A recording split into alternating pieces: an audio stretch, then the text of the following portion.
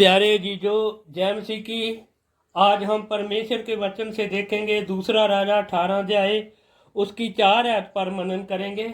और पहले पढ़ेंगे, राजा हिजकिय्याह अपने मूल पुरुष दाऊद की मानद वो काम करता था जो खुदा की नज़र में भले थे। वो अपने जीवन में दाऊद की तरह परमेश्वर को पहला स्थान देता था और उसकी व्यवस्था को पूरा करता था। हिजकिय्याह 25 साल की आयु में राजा बना और उसने राजा बनते ही और प्रजा में धार्मिक सुधार करने का काम शुरू किया और परमेश्वर की व्यवस्था को पूरे देश में लागू किया।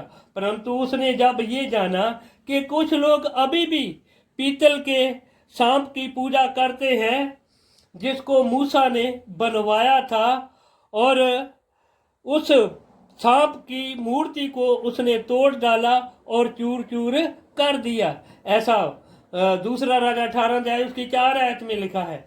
और इस पीतल के सांप को किसने और क्यों बनवाया जानने के लिए हम गिनती की पुस्तक 21 अध्याय उसके 4 और 9 आयत तक पढ़ते हैं और पीतल के सांप के बारे में मालूम होता है। जब इस्राएली प्रजा ने यहोवा और मूसा के खिलाफ कुड़कुड़ाना शुरू किया और परमेश्वर की दी हुई रोटी को निकम्मा जाना और बोला और उनके इस पाप के कारण यहोवा क्रोधित हुआ और उसने तेज विष वाले सांप प्रजा में भेज दिए और सांपों के डसने से बहुत सारे लोग मर गए। और लोगों ने फिर अपने पाप के बारे में जाना भाइयों बहनों, और लोगों ने मूसा के पास के आकर अपने पाप को मानकर विनती की कि उनके लिए प्रार्थना की जाए कि वो सांपों से डसने से बच जाए। तभी यहोवा,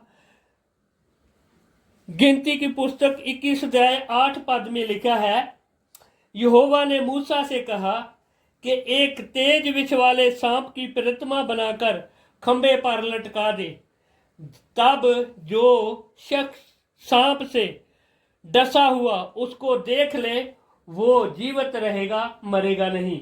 और जैसा परमेश्वर बोला था वैसा ही मूसा ने किया। और बहनों भाइयों, जिसको भी सांप डस लेता था वो पीतल के सांप की मूर्ति को देखता और मरने से बच जाता था। और प्यारे जीजो, जब लोगों ने ये देखा कि पीतल के सांप की मूर्ति को देखने से सांप से डसे हुए मरने से बच जाते हैं तो उन लोगों ने ये परमेश्वर का चमत्कार समझा और उनके दिल पर यह प्रभाव पड़ा कि उन्होंने परमेश्वर की व्यवस्था को छोड़कर उस सांप की मूर्ति को पूजना शुरू कर दिया। लेकिन यहोवा ने इसकी आज्ञा नहीं दी थी। यहोवा कभी भी मूर्ति पूजा करने की आज्ञा नहीं देता है, उसने सिर्फ सांप को देखने की आज्ञा दी थी।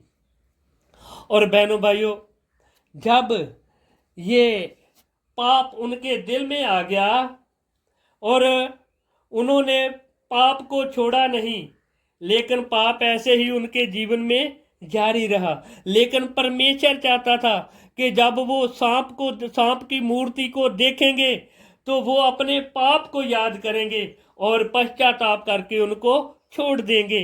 और वो याद करेंगे उस अदन बाटका की कहानी उत्पत्ति 3 अध्याय में, जैसे कि कैसे सांप ने अदन बाग में आकर स्त्री हवा को भटकाया था और आदम और हवा के जीवन में पाप का बीज बो दिया था, जिसका परिणाम ये हुआ कि पहले परमेश्वर ने सांप को श्राप दिया और आदम और हवा भी उसके श्राप से बच नहीं सके।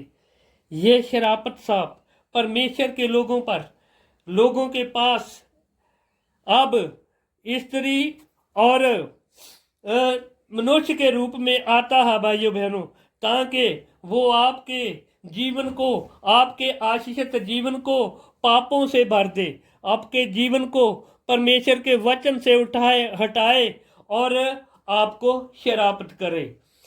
और जब आप परमेश्वर में बढ़ना शुरू करेंगे या परमेश्वर आपके जीवन में कोई चमत्कार करना शुरू करेगा और उससे ठीक पहले ये सांप आके आपको गिरा देगा बहनों भाइयों, और आपके जीवन को नष्ट करेगा और शराफत करेगा। लेकिन प्रभु यीशु की तरह मत्ती की अंजील 4 अध्याय उससे 1 से 11 आयत तक जैसे शैतान ने परमेश्वर को परखा और परमेश्वर को संसार का राज देने का लालच दिया और गिराने की कोशिश की। भाइयों बहनों, प्रभु तो खुदा था, वो परमेश्वर का वचन था और उसने परमेश्वर के वचन के द्वारा ही शैतान को हर बात का जवाब दिया और शैतान हार गया, पराजित हो गया बहनों भाइयों, और परमेश्वर से दूर चला गया। और मैं परमेश्वर के वचन से आपको बेनती करता हूं कि जब भी कभी जो लोग आपको परमेश्वर के वचन से हटाकर दूर लेकर जाना चाहते हैं, भटकाना चाहते हैं, आप उसी टाइम सचेत हो जाइए। परमेश्वर के वचन को याद करिए कि परमेश्वर के वचन में ये काम करने को लिखा है या नहीं। अगर लिखा है तो करिए, नहीं लिखा है तो ना करिए, और प्रभु आपको आशीषित करेगा, शराब से बचाएगा। और भाइयों बहनों, जैसे प्रभु जयवंत हुआ शैतान के ऊपर, प्रभु ने आपको और मेरे को भी जयवंत बनाया है। और ये बात हिजकिय्याह राजा जानता था, परमेश्वर के वचन को वो अच्छे से जानता था, क्योंकि परमेश्वर की व्यवस्था को पूरा करने वाला इंसान था।